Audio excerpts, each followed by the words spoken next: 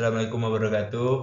Perkenalan kami dari kelompok 3, yaitu yang terdiri dari saya sendiri, Ilham Dinata.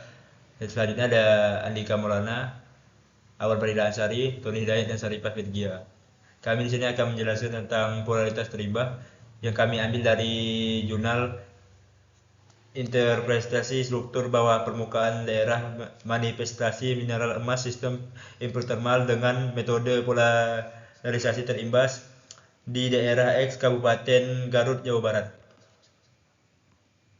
Masalahnya udah Oke, selanjutnya saya Dilan Winata, saya akan menjelaskan di story tentang prioritas terimbas. Prioritas terimbas ini adalah metode yang dapat dimanfaatkan untuk mengisahkan struktur permukaan bumi yang mengandung deposit mineral. Salah satunya di metode jurnal kemarin itu mengetahui struktur bawah tanah untuk emas di daerah X di Kabupaten Garut, yang dimana emas sendiri merupakan logam yang bersifat lunak dan mudah ditempa. Kekerasannya berkisar antara 2,5 sampai 3 skala Mohs, yang dimana mineral itu pembawa emas biasanya bersosialisasi dengan mineral pembawa lainnya.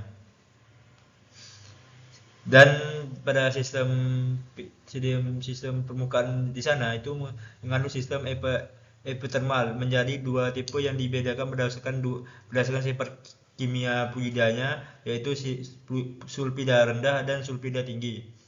Ada juga di sana endapan sulfida rendah didirikan oleh kandungan sulfida PbZn yang relatif rendah dan terdapat dalam bentuk urat.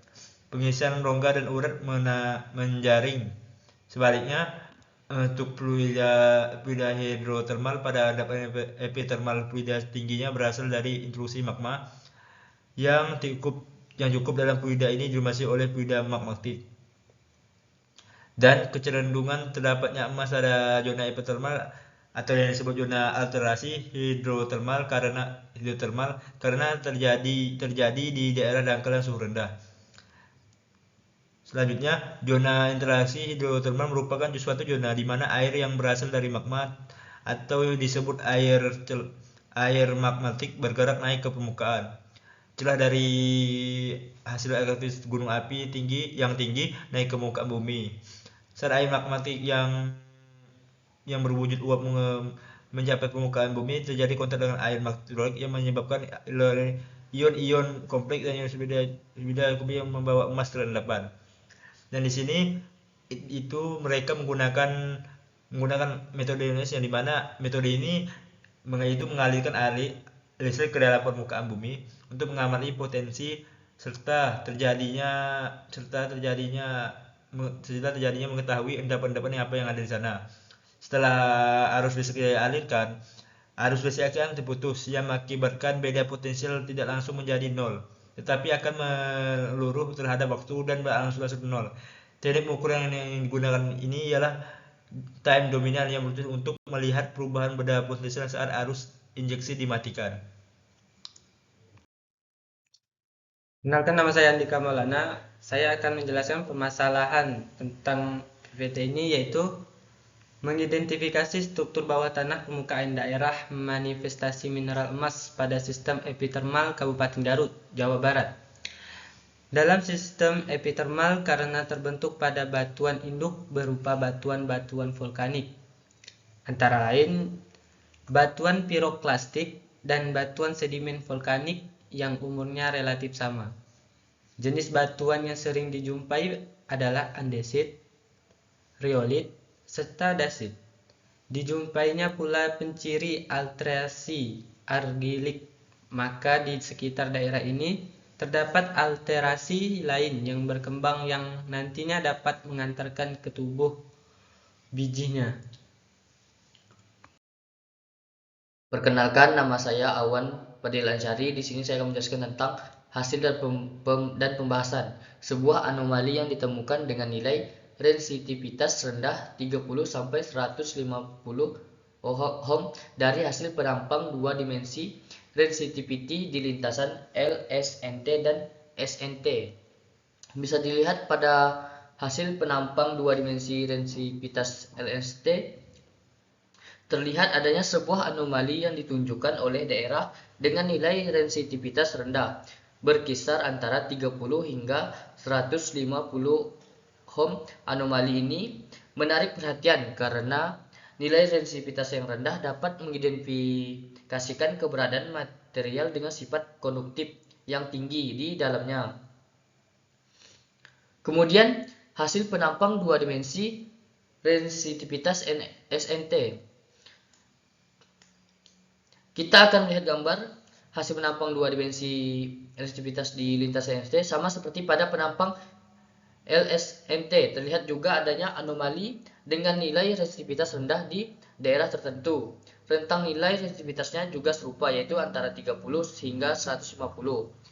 Anomali resistivitas rendah ini bisa memiliki beberapa interpretasi yang mungkin. Salah satu kemungkinannya adalah bahwa daerah tersebut mengandung material berpori yang memiliki konduktivitas yang lebih tinggi dibandingkan dengan batuan sekitarnya.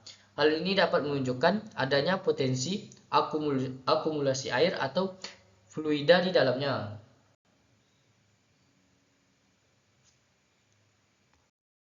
Nah, kita masuk pada penyelesaian masalah. Penyelesaian masalah itu telah terlihat tadi bagaimana saudara Awan telah menjelaskan bahwasanya pengambilan data pada jurnal ini tidak terlepas dari menggunakan software, ya, yaitu softwarenya AGI, Earthmaker, 2 dimensi, dan Geosoft.